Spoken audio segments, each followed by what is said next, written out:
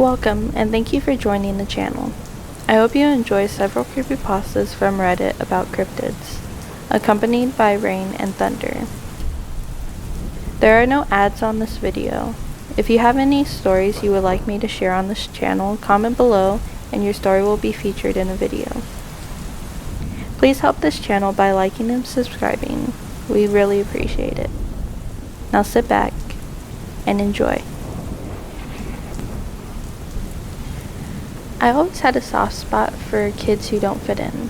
Nerds, geeks, dweebs, dorks, weirdos, rejects, nobodies, misfits, losers, or even outsiders like myself.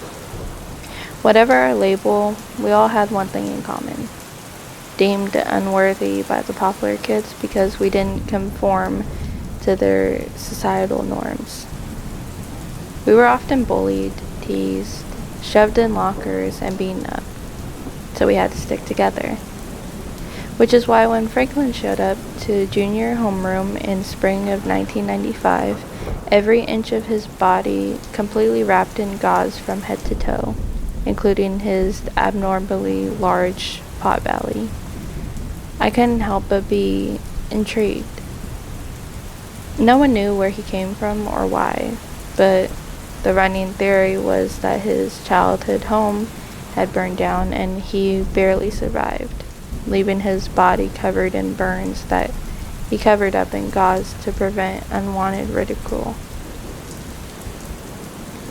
I would have asked him myself since he sat directly in front of me in homeroom, but the thing about Franklin was he didn't really talk or communicate in any way, sign language or otherwise. So, during lunchroom, I found other ways to communicate with him, like drawing pictures of things, which he seemed to like, often nodding and grunting when happy. Now, I don't know if it was because I was just a hopeless romantic emo girl, or missed my best friend and childhood crush, Brian, who had gone missing just a few weeks prior. But Franklin very quickly filled the void that Brian once did. And within a couple of weeks, I was convinced that I was in love.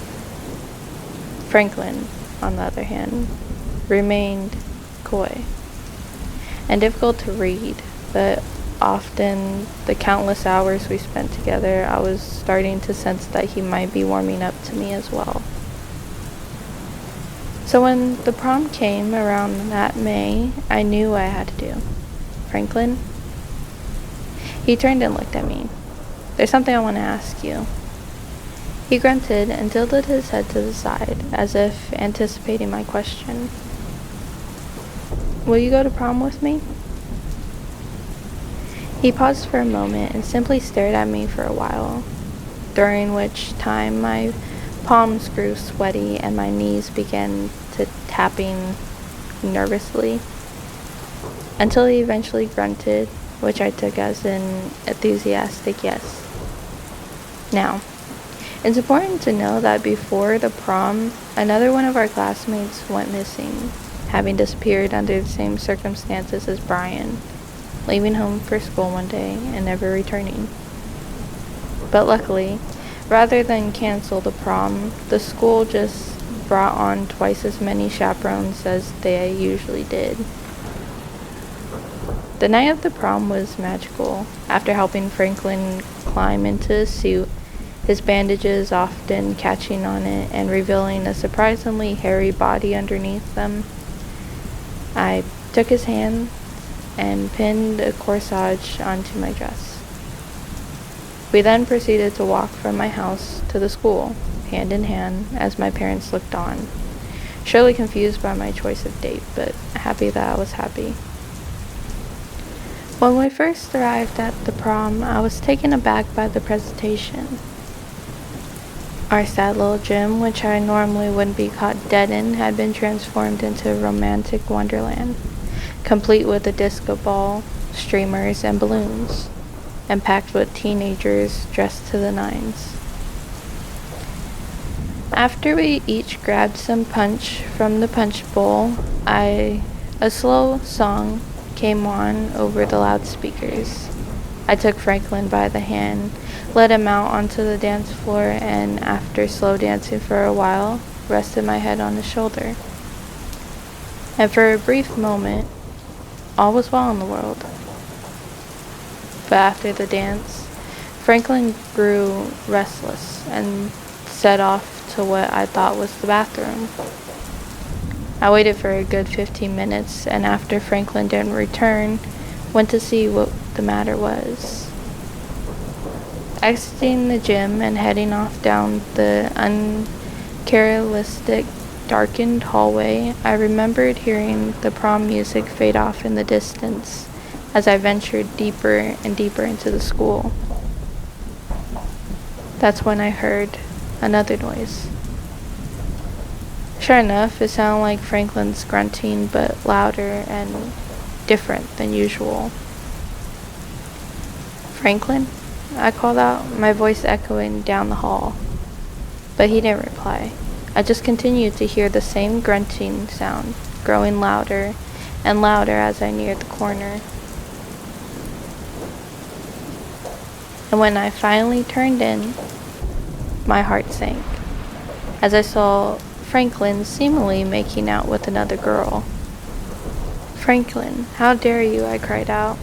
That's when he turned around and I saw that he wasn't making out with another girl. He was devouring her. And behind the gauze that was once wrapped around his face, which had now come unraveled, I saw a horrifying mouth, made up of both a set of mandibles and razor-sharp teeth with blood pouring out of it. Franklin dropped the girl, whose mangled body fell to the floor with a splash, as it landed in her own pool of blood. He then proceeded to stare at me as the gauze covering his potbelly unraveled and a second set of arms unfolded. That's when I realized that Franklin was no burn victim, he was a cryptid, and the bodies that had been disappearing were surely his doing. Bodies that included my former best friend, Brian. Standing there, frozen in horror, I thought about running.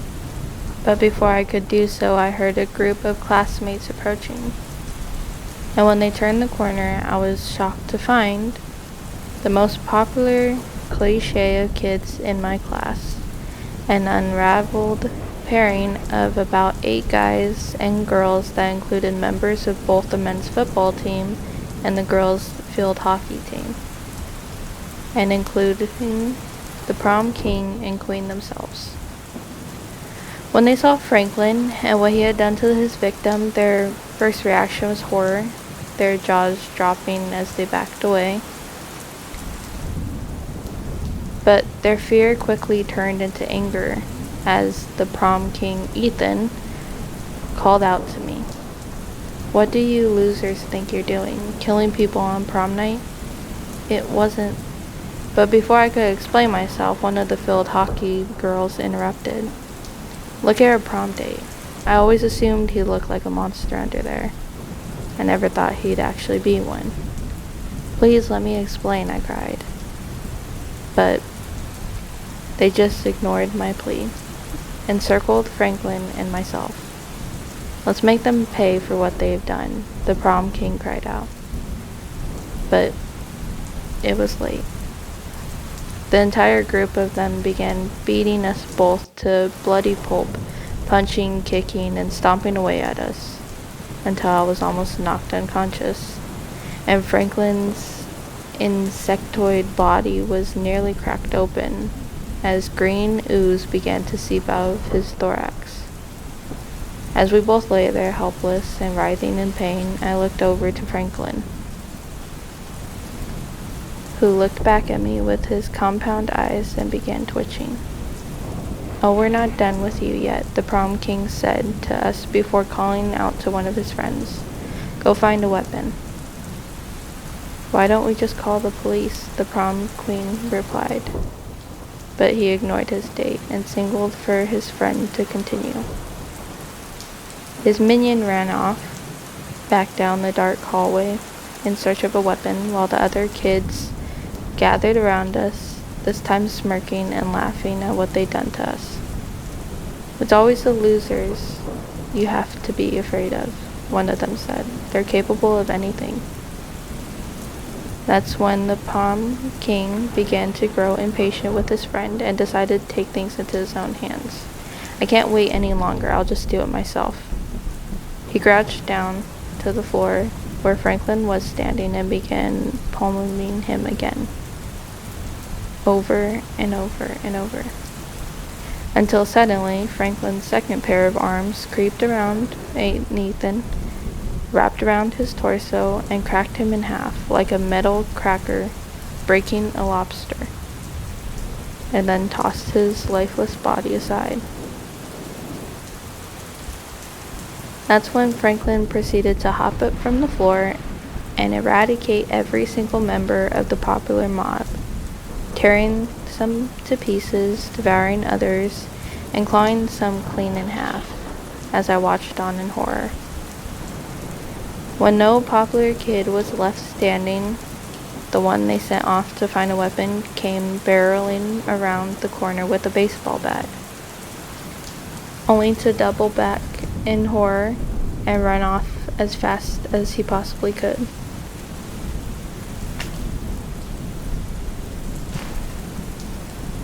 Franklin turned to me.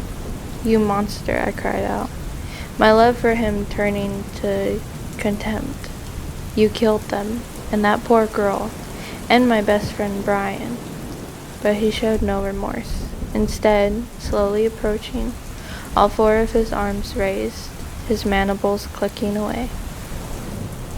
Not knowing what else to do, I ran as fast as I could down the dark hallways to the very cafeteria where Franklin and I had once bonded. Sensing him behind me, I hopped the divider separating the cafeteria from the kitchen and hid in the corner of the room. That's when I heard him hop the divider as well, the sound of his clicking mandibles growing louder and louder as he closed in on me. I sat there, cowering in the corner of the kitchen, crying and shaking, reflecting on the fact that Franklin had turned from the love of my life to a literal monster in a single night, and knew what I had to do. So when he reached the spot where I was hiding, I reached for a butcher knife, hopped out from my hiding spot, and proceeded to flail it around as instinctively as I could, hacking his arms and legs off and leaving him lying there, green goos oozing out of his torso as he writhed like a swatted bug in its final moments. Franklin simply looked at me, a look of sadness in his insectoid eyes. That's when I noticed something dangling from one of his severed arms. Upon further inspection, I saw that it was one of the drawings I had made for him when I first asked him to the prom. A drawing of him and me, in a suit and a dress, respectively, holding hands, a ray of sunshine suspended in the sky above us. But before I could react, my prom date's eyes closed and his body stopped moving. Franklin was dead. A tear rolled down my cheek as I dropped the butcher knife, my hands still shaking in fear, and despite the fact that I felt terrible for what I have done, deep down inside I knew that he had killed Brian and a couple of other classmates, and surely wouldn't have stopped anytime soon. A little while later, I dragged Franklin's body and limbs out one of the side doors and buried him in the woods behind the high school, where a large stone still marks his grave to this day. Years later, while the disappearance of those students still remain a mystery to the police, only I know the identity of one of the monsters that was responsible for their deaths. Franklin, my cryptid prom date. This is how the human mind works. When you're walking through a forest, you don't think too much. You just let the silence surround you, feel the soft breeze and branches crack under your feet. It's in our nature to yearn for such scenery, no matter how much we thrive in busy, concrete-soaked cities. Forests are always welcoming and refreshing to us. The air is clear and crisp, and daylight plays hide and seek through the tall branches. It's inspiring and beautiful. Sometimes, though, as you walk on your path, your mind begins to focus on small things, noises, gusts of wind, shadows in the trees. Such silence can be both welcoming and unsettling. Depends on how you view it. Forests are double-sided coins. They hide you away from tiring city landscapes, but expose you to another environment. You're not in control anymore, because this is not your home. You can lie to yourself and build a house there, but you don't belong in the forest. You're merely a visitor. That's national parks for you.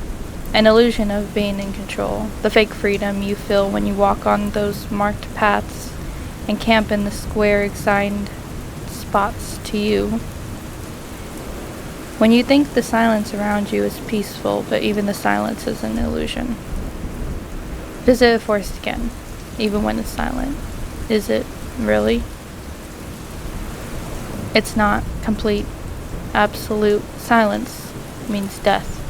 Fear it. My father taught me that. He's a park ranger and he's been doing this job since forever. I wasn't much of a fan of national parks, especially because most of the time there's no service and the hikes are killing me. I'd rather enjoy nature by swimming in a lake or skiing. Why break your legs to end up to a high point just to see a random valley? Not to mention the animals. They were everywhere, and the insects always got on my nerves. I never understood his love for the forest. I guess that was one of the reasons why he started telling me scary stories from his night shift. Looking back, they were obviously made up, but to younger me they seemed believable.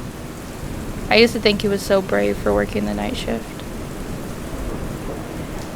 As I got older, I got into horror, and even if I didn't believe in his forest creatures anymore, I still liked the idea of spending the night in a small cabin in the middle of nowhere, just for that dose of adrenaline. When my father said he wanted to take me with him, I accepted immediately. I knew why he offered. See, over the past years, our relationship had taken a big hit. I guess I was growing up and he didn't know how to handle that. He'd become emotionally distant and seemed to reply any of my tries to open up to him. In return, I'd become uninterested and irritable. In the words of my mother, this would have been fun. So, when we arrived at the park around 9 p.m., his shift started at 10 p.m. and ended at 6 a.m. His jeep pierced through the darkness and ventured into the woods. The headlights flashed the trees, turning them white against the black sky. I'd never been on this route before, but again, my visits to the park were rare. We drove for a while. Most of the time, people underestimate the size of national parks. It took us an hour and a half to get to that cabin, which wasn't even in the heart of the forest. I saw it, one single trace of humanity in the middle of nowhere. A tiny wooden cabin with flickering light bulbs and watchdogs. Before we got out of the car, my father stopped me. Listen, there's some instructions you need to follow here. I know it might seem unimportant, but they're crucial. Then, he handed me a piece of paper, a list of handwritten rules. At first, they were ordinary. Don't go out alone in the park, don't leave food out, etc. I thought the rest of the rules had been put there just to freak me out. Dad, I'm not 12 anymore. You don't freak me out with this shit. I'm not trying to. You wanted to come here with me, so act accordingly. What even is this? If you see a man without an arm, don't help him. We have all kinds of weirdos around here. And this, if the whistling is near you, it means they're far. My father smiled, but his eyes didn't. Some of these are added by superstitious fellas. It's more of what if it's not gonna happen to you. Rule number 1. Don't go out alone in the park. Always have a working contact device. Rule number 2. Don't leave marked paths unless instructed to and or without proper equipment. Rule number 3. Don't leave food out and lock the trash bins. Rule number 4. Always keep on the whistle and the badge. Rule number 5. If you see a man without an arm, don't help him. Rule number 6. Your family is not in here. Remember, there is no reason for you to hear their voices from outside. Rule number 7. Lock your car doors, even when you are driving. Rule number 8. Check the marks on the trees. There's only 3 types of marks, all triangles, red, yellow, and green. Other marks are not ours. Do not follow them. Rule number 9.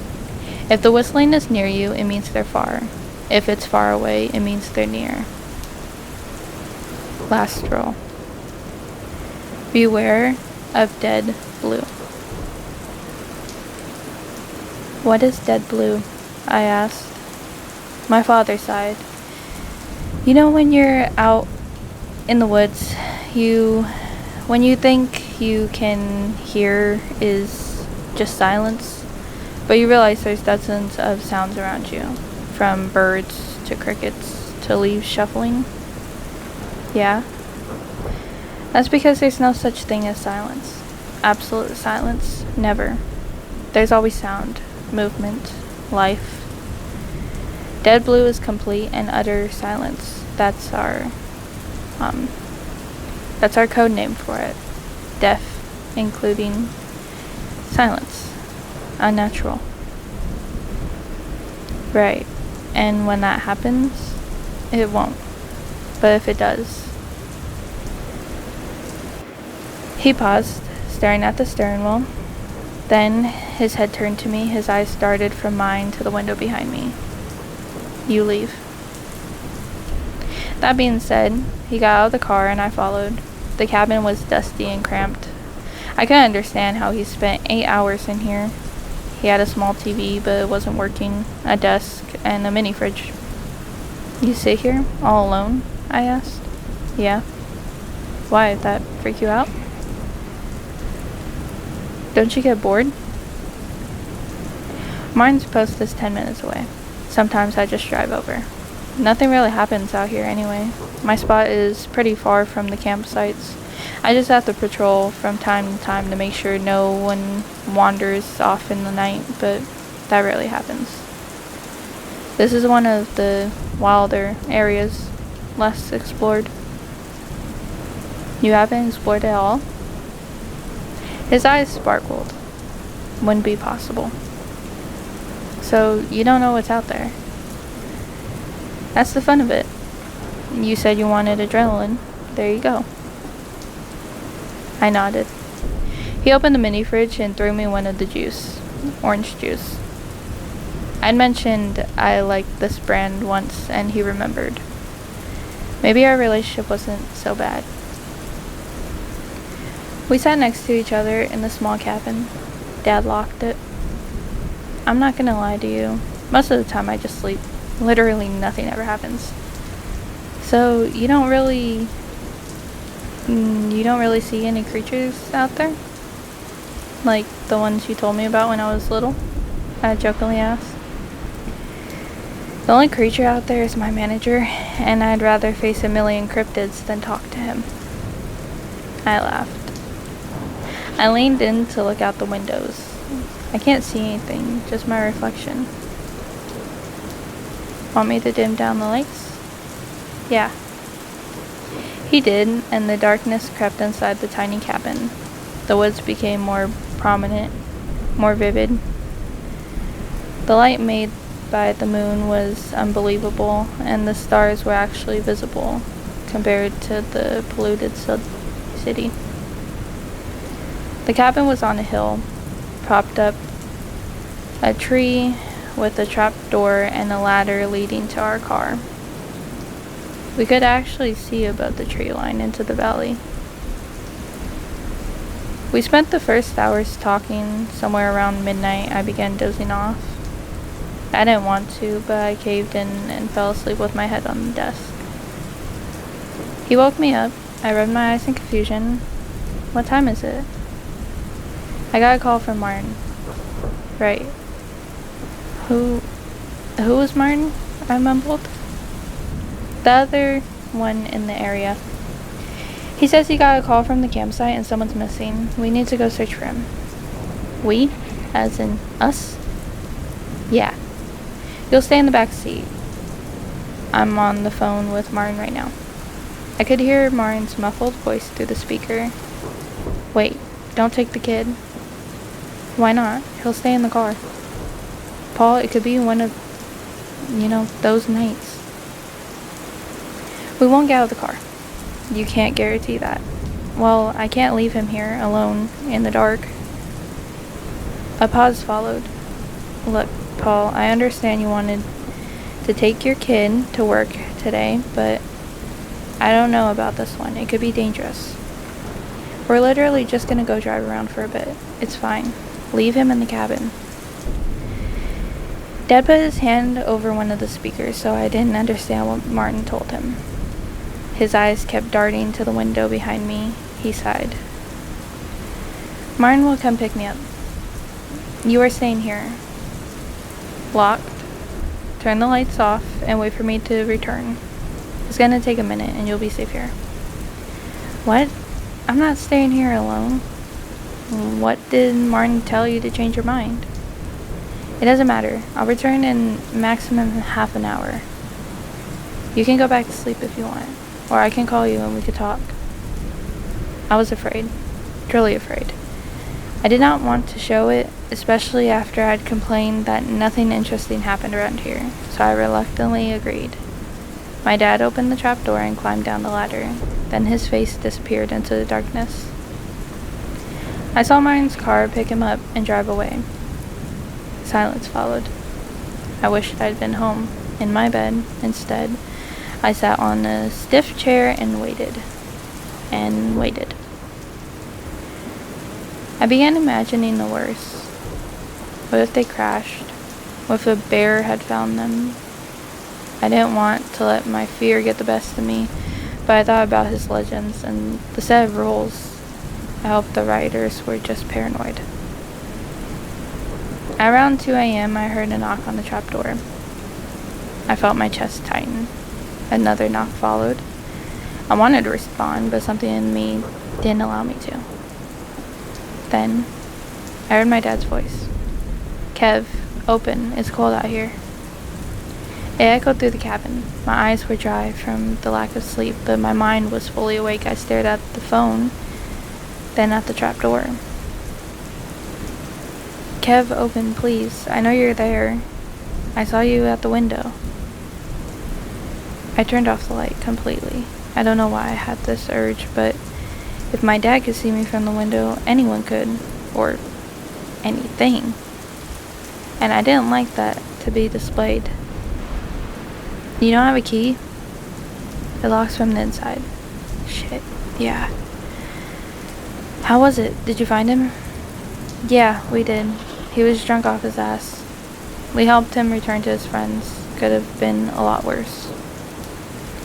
As I was talking to him, I searched for the keys in the drawer. It was strange, because I hadn't heard anyone climbing the ladder, or seen Martin's car drive my dad back to the cabin.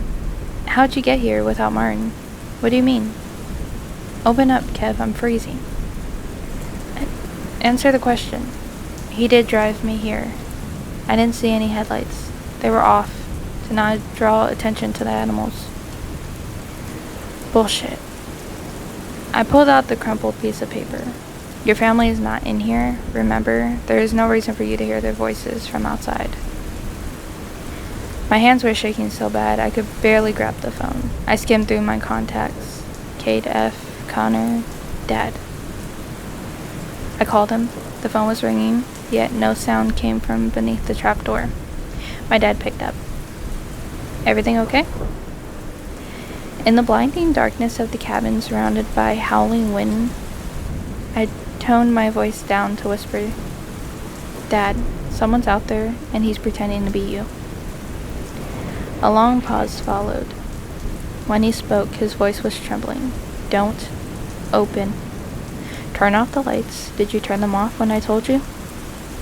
I turned them off now. No, you should have turned them off when I left. I'm sorry. It's fine. Don't talk to it. Did you talk to it? Guilt crept up my spine. I don't know why, but I lied. I didn't, Dad. Good. Stay put. I'm coming after you. But what if the thing sees you? You'll have to face it. We have ways to distract them. It's fine. Don't be scared. I lied again. I'm not. Good. I love you. I'm coming. I wasn't scared for me. I was scared for him. The voice from below continued. Kev, please open, please. It's cold. I didn't answer. Knocks followed. The voice went on. Did you talk to someone on the phone, Kev? I lost my phone in the woods. Whoever is out there and has my phone is not me. It kept repeating. It's not me. It's not me. I began feeling lightheaded. Fear is one thing, but this was a combination of anxiety, stress, and guilt. I tried to control my breaths, but to no avail. The cabin was spinning around me. It's not me.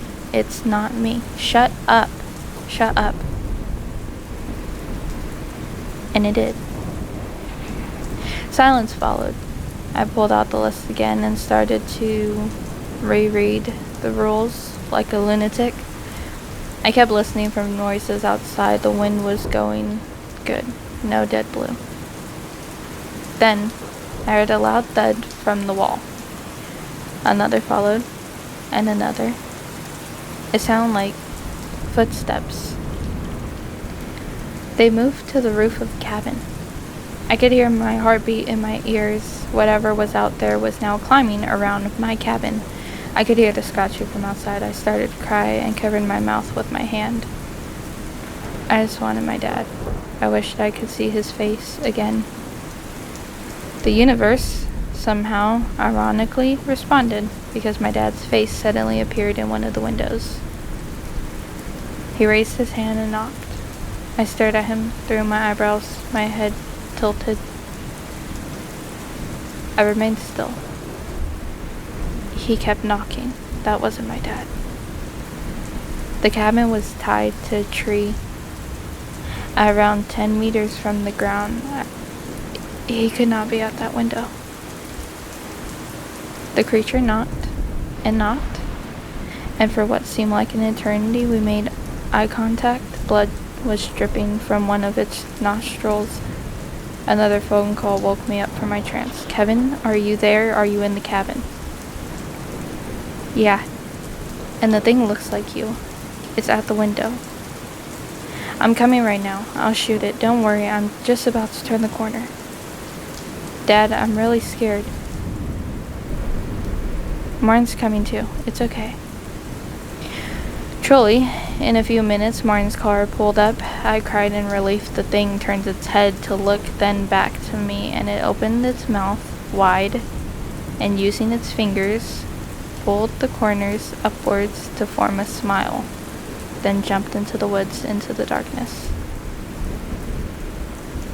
Gunshots followed. After a few silent minutes, I called my dad. He picked up. Where are you? I asked. I'm coming to get you. I saw him walk towards the cabin, then heard him climb the stairs. I unlocked the trap door and hugged him tight. What was that? Please, tell me we're going home. We are. I'm so sorry. I should have never put you through this. Come on. As we walked towards the car, my blood ran cold. It was not something I'd seen or heard, but it was the opposite. See, the wind had stopped. The crickets had stopped. Dead blue. Dead blue, I repeated. I sprinted to the car, got into the driver's seat, then locked the doors. My dad was standing in front of the car, confused. That's when I got a text, and I hit the gas. I ran him over, then under the car. Then I turned the car and sped up into the night. I barely knew how to work it since I didn't have my license, but I left as quickly as possible. Behind me, a car followed. When I got to the nearest checkpoint, I stopped. The car was Martin's. He got out alone. "Where's my dad?" I asked. He took an ATV to get you, said he'd get there faster. I texted to him to turn around and that you were safe." The text he sent. Martin and I split up. He may get there faster than me, and if he does, he'll text me to turn and head to the checkpoint. There's no one with Martin. He's alone. I thought I unlocked the trap door to my dad when he'd actually taken an ATV and turned to the checkpoint. The thing I ran over wasn't my dad, and I'd known it since I felt the unnerving silence. However, no one is at the checkpoint. No one at that checkpoint has seen my father, and as I'm typing this, I'm afraid for him. But part of me knows he's alive. Maybe he took another route, or got lost. Whatever he did, I'll find him. My 9-year-old daughter, Abby, has had a weird fear of mythical creatures for a while now. I blame her mother, my ex, for giving her unrestricted access to the internet at a young age. I began to grow tired of constantly having to check under the bed and in her wardrobe for monsters every time she came and stayed the night with me, and even had to invest in the nightlight to help her sleep. When she was younger, I was understanding. Lots of kids are afraid of the dark and things that go bump in the night. But as the years went on, this started to irritate me. It had gotten to the point where she didn't want to sleep by herself, couldn't sleep in the dark, and absolutely refused to step outside at night. 2 weekends ago, Abby and I fell out because she point blank refused to take the trash out after dinner because it was dark. This led to me growing frustrated as she only took 5 steps out of the door, but she dug her heels in. During that week, I decided enough was enough and planned to take her to go camping in the forest for a weekend, to get her away from all the nonsense online and face her fears. I ordered Abby some walking shoes, hiking trousers, a thermal jumper, and some cheap t-shirts to pack for our weekend. Abby basically has an entire wardrobe of clothes she keeps there, but I didn't want her to complain if her clothes got dirty or damaged. I left work a bit early on Friday to prepare, packing a bag for myself and my daughter for our trip. I loaded up the car and made my way to my ex's house to collect Abby. Abby greeted me at the door, and I held out a carrier bag full of hiking clothes. "Hey you, go put these on." I smiled, handing her the bag. "What is it?" she asked, peeking in the bag. "Walking gear," I tell her. "We're going on an adventure." As Abby ran upstairs to get changed, my ex Martha sauntered to the door, her new partner Steve following behind. "Hello, Paul. Hope you're well." Martha smiled half-heartedly, with Steve offering me a nod of hello. We engaged in pleasantries for a while when Martha asked me what our plans were for the weekend. "Camping," I tell her in a low voice, under the guise of a brisk hike.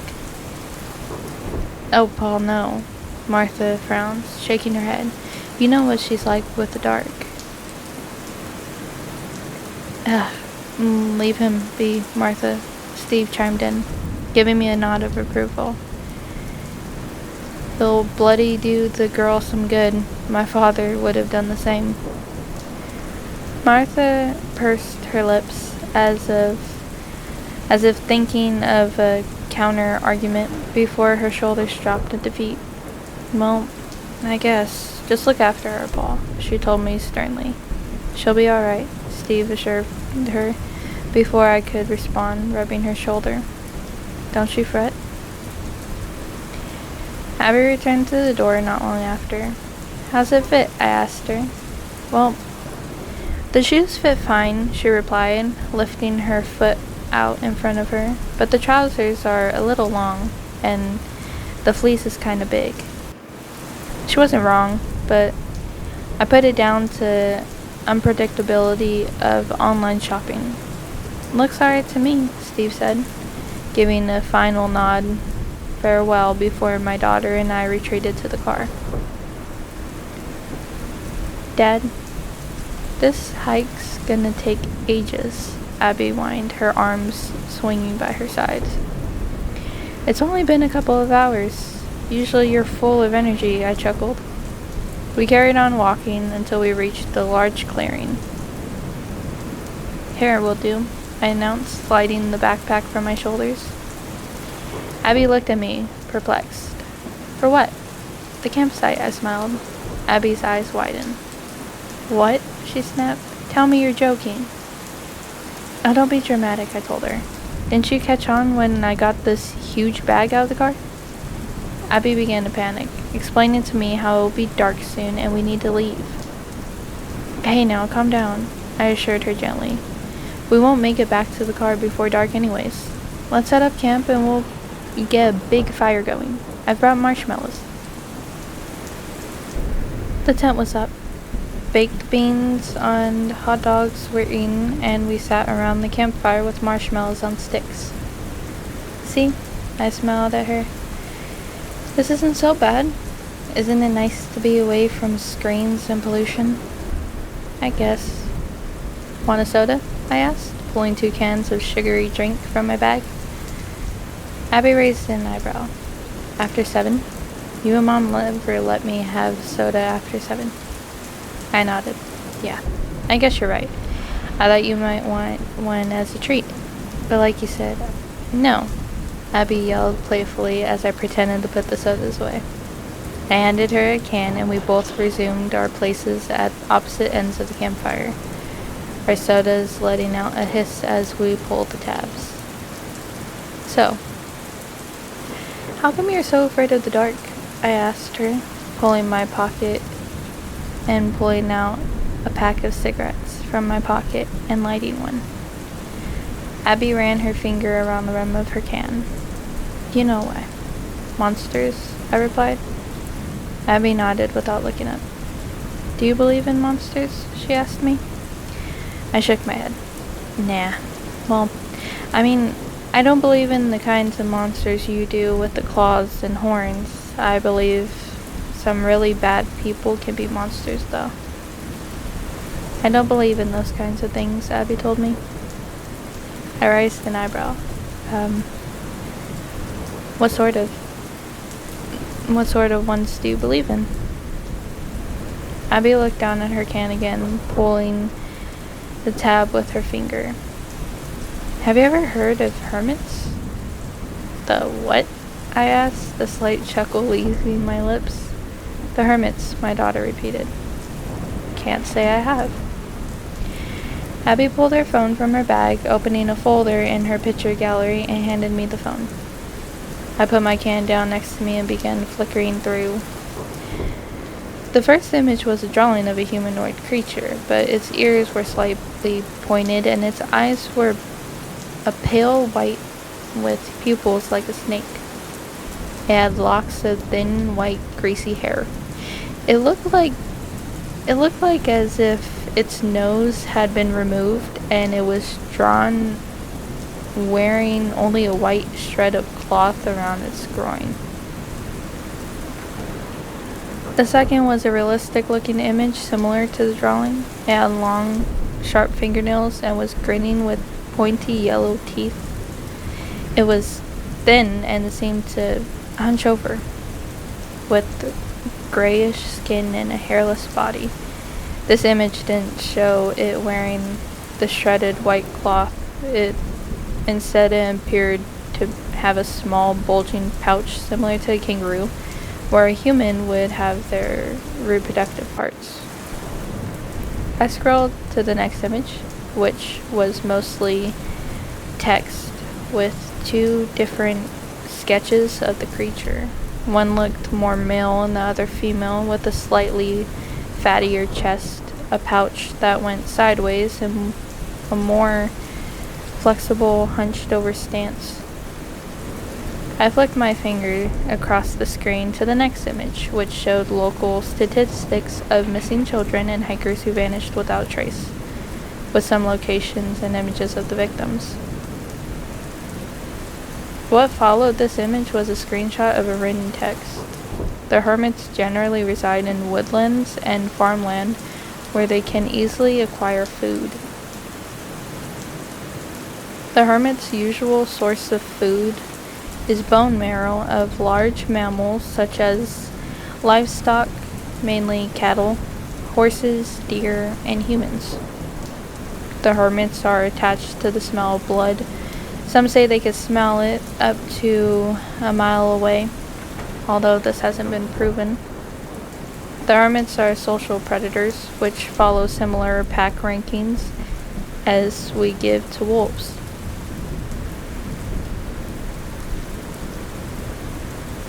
The hermits don't tend to follow the usual pack gender roles, with both males and females engaging in similar activities and ranks for both sexes. I continued flipping through the album, which showed more sketches, pictures, and grainy camera footage. Huh. They are pretty creepy, I admitted. But they're not real. There's been all kinds of folklore around since I was a kid. Used to scare me a bit too, but it's just make-believe. Abby frowned at me as I handed her phone back. It's not fake, Dad. I've seen them. They roam the woods at the back of the house. I chuckled. That's so. As I moved my arm, a pointy branch from a log I was sitting on snagged the sleeve of my fleece, pulling some of the thread out. Damn it, I hissed, raising my arm to inspect the damage. Abby suddenly jumped up. Did you cut yourself? She squealed. No. I just got my fleece caught on a stick, I told her. Abby went into tirade about checking my arm for cuts to ensure it's not bleeding. They can smell blood. They target the wounded for easy kill. I looked at her inside. Kid, let's just get ready for bed. I turned in my sleeping bag, trying to get comfortable. The dim yellow beam from the flashlight, which Abby had insisted we bring from the roof of the tent, was all that illuminated our shelter. I was about to drift off when I felt my shoulder being poked. Dad, I need to use the restroom. I turned and sat up in my warm sleeping bag. Okay, go ahead and take the light. Don't go too far. Can you come with me? Abby asked awkwardly. You're old enough to do these things by yourself, I told her, already unzipping my sleeping bag, knowing my fate was sealed. I grabbed the flashlight and climbed out of the tent, aimed the light at a large tree. Here, you take the light. Just go behind the tree that's over there. I turned around and took a deep, tired breath, feeling the crisp air caress my face. My daughter returned, her face pale. Dad, something's wrong. What's wrong? I think I'm bleeding. What? Where? Did you get a scratch? I've got a first aid kit if it's bad. And Abby cut me off by pointing to her lap. There. She looked at me, visibly upset and uncomfortable. It took me a moment before it clicked. Oh, yeah, no, don't worry, it's normal. That's just something you get at a certain age. Shit. What a place for it to happen. I retreated back to the tent and tried to find something to help my daughter. Did your mom pack you any, toiletries in your weekend bag? I called out to her, dragging my bag out of the tent. Abby shook her head and her eyes began to water. Fuck. Okay. It's alright. Don't get upset about it, I assured her gently. I've got a load of tissues and some bandages that should see you through until we leave. Here. Go in the tent and get changed into some clean undies. I'll wait out here. Abby vanished into the tent as I took some deep breaths, hoping I handled the situation okay. Abby came out of the tent a few moments later. I left my weekend bag in the car, she informed me sadly. It'll be okay. I'll wash everything tomorrow whilst you have a nice bath. I smiled. Abby offered a half-hearted smile before her face fell. They smell it. Huh? The hermits. They won't. Let's just get some sleep.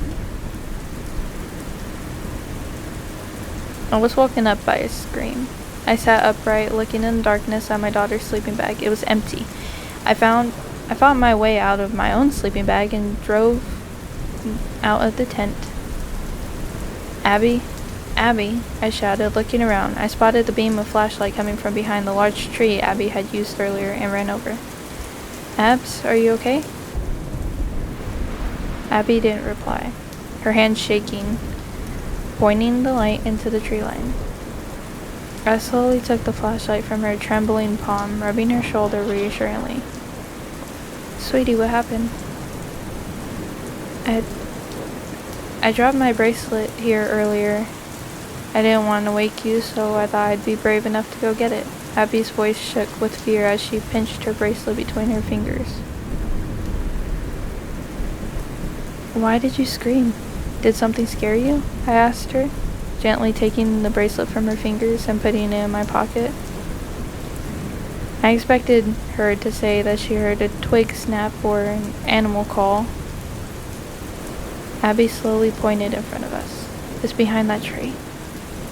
Confused, I raised the light to where she was pointing, just to see a figure step back out of sight. What the fuck? I said out loud, a mixture of fear and anger in my voice. Before I could think, I called out into the night, demanding to know who was out there. Abby clung onto my wrist as we stood frozen in place. Daddy? Before Abby could say anything else, a large branch snapping behind us caused us to spin around.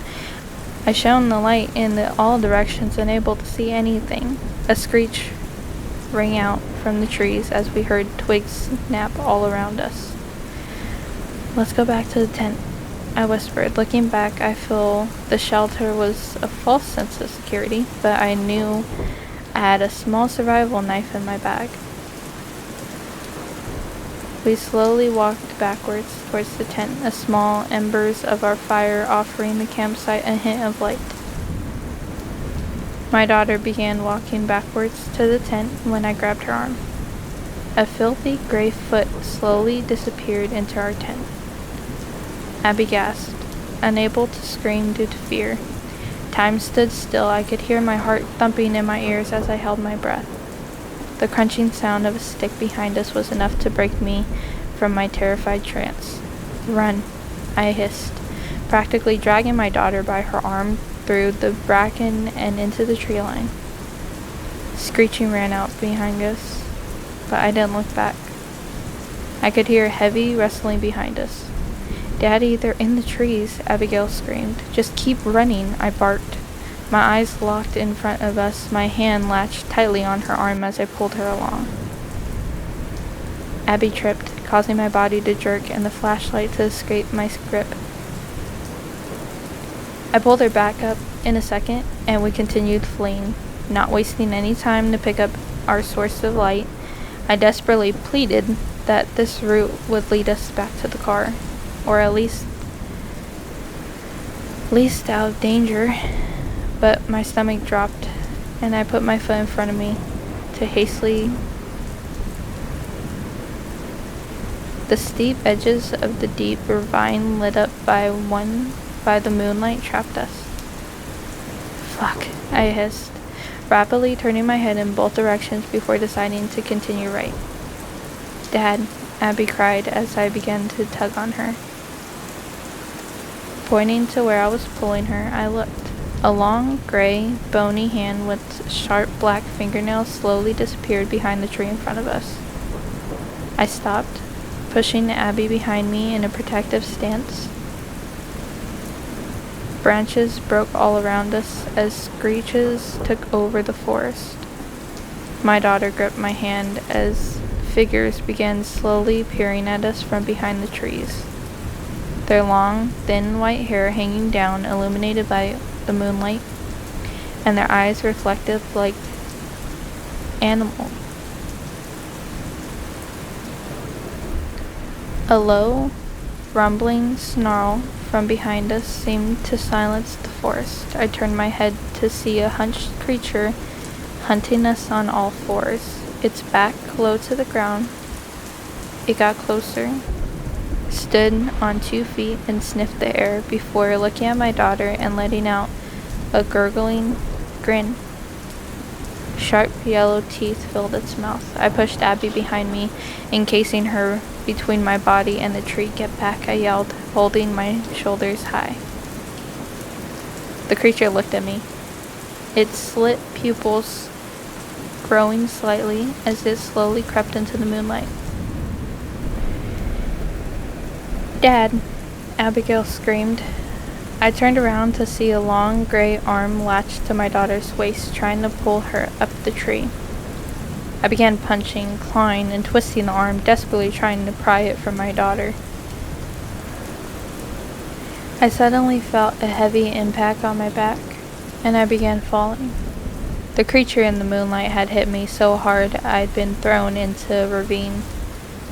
My body bashed against the rocky edge of the ravine as I rolled the muddy edges and into an ankle-deep stream below. I tripped on the rocks as I fought to stand, a sharp pain in my foot as I twisted it, falling. The screams of my daughter rang out from above. I desperately called and crawled and tried to do anything to get out of the edges of the ravine, grabbing at roots and rocks to climb back up, but I couldn't. Abigail, I screamed helplessly, scraping my fingernails against the rock and frantically seeking for somewhere to climb. The trees rustled and branches creaked from above me. The screeches of the creatures and my daughter's cries began to grow faint. Daddy? No, Abigail. I walked through the ravine until morning light, when I found the spot I could climb. Dazed, I blinked into the sunrise. I continued briskly limping until I got to my car, plucking my car keys from my fleece pocket and collapsing into the driver's seat. I punched the steering wheel, tears welling up in my eyes as I turned the key in the ignition and began speeding into town. I filed a police report, but police didn't believe me at first, but eventually confessed they have had a lot of strange reports from that wood. They believed it's a group of sick individuals in costumes targeting hikers and campers, even though I insisted that's not possible. No trace of Abby has been found. I live in hope that she got away somehow and will someday come back. Our campsite was discovered torn to shreds. Police did a thorough search through the forest and found the skeletal remains of some of the missing hikers. The bones had been snapped and were riddled with teeth marks. Police think an animal got to them. Martha blames me and has since demanded no contact. I can't say I blame her. I couldn't keep our daughter safe. I'll live with that guilt every day. I wish I could come back in time and just stay home that weekend. This story doesn't end with me hearing things in the night or seeing faces at my window. I haven't been to a woods since I keep my house well lit at all times. Abby, if you're out there and you read this, I'm sorry I can't protect you. You're my reason to get up every morning, my push to get me through the week, and my reason to smile. Life isn't as bright without you. I've still got your bracelet. I keep it on my nightstand, so it's the first thing I see when I wake up, and the last thing I see before I go to bed. Please come back, Abby. I'm scared of those cryptids too.